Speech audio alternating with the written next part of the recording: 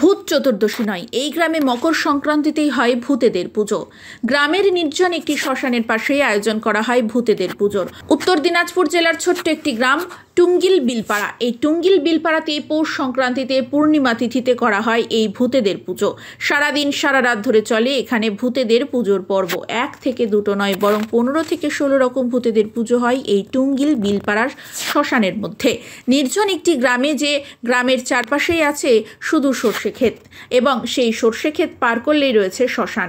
বহু পুরনো এই শ্মশান, যদিও বর্তমানে এই শ্মশানে এই পুজোর দিন ছাড়া কেউ আসা যাওয়া করে না। তবে এই শ্মশানের পাশে প্রতি বছর গ্রামের সমস্ত মানুষজন মিলে করেন বিভিন্ন রকমের ভূতেদের পুজো। ঢাক ঢোল বাজিয়ে মাটির হাঁড়িতে এই পুজোতে ভূতেদের জন্য তৈরি হয় 40 কেজি দুধের ক্ষীর, খিচুড়ি ও 5 মিশালি সবজি।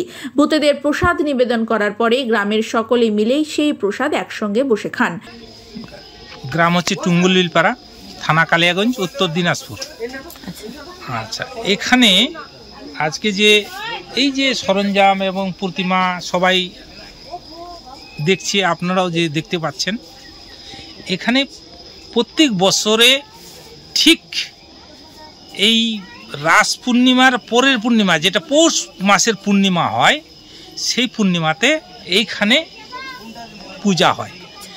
এই পূজাতে পাড়া প্রতিবাসী এবং দূর দূরান্ত থেকে লোক আসে। মনের কামনা যদি মনে করেন যে কারো আরাধনা থাকে, এখানে সবাই আশীর্বাদ নিতে এখানে আসে।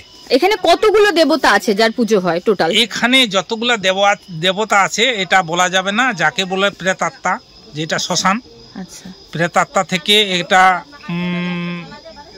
বলছি না এখন। এটা বলতে গেলে মনে করেন যে কতগুলা সাধনে সিদ্ধি জয়লাভ করছে, তাদের আক্রমণ করে এখান থেকে নিয়ে চলে যাবে। এখান থেকে যদি তাদেরকে নিয়ে যায়, তাহলে আমাদের পূজা পূর্ণ করে এবং গ্রামবাসীদের কোনো উন্নতি হবে না। ভূত পূজা মানে প্রেতাত্মাদের পুজো না, ভূত পূজা এখানে বলা চলবে না। এখানে আমরা যে হিন্দু ধর্মের যেটা ঠাকুর তাদেরকে পূজা করি। বেশিরভাগ মনে করেন যে অনেক কিছু আছে তার ভিতরে, এটা শ্মশানের যে জিনিস সেটা একদম আবির্ভূত হয়ে একদম এখান থেকে স্বয়ং দেখা দেয়। কত বছর ধরে এই পুজোটা করছেন এটা বলা যাবে না।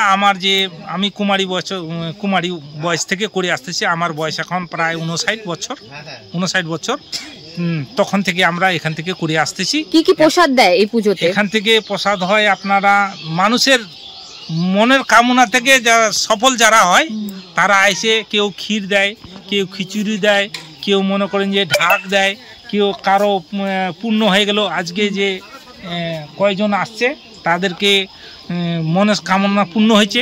এই পূর্ণ হওয়াতে তারা কেউ ঢাকের দিয়েছে, কেউ ক্ষীর দিয়েছে। আজকে 40 কেজি দুধের ক্ষীর তৈরি হয়েছে এবং খিচুড়ি তৈরি হয়েছে।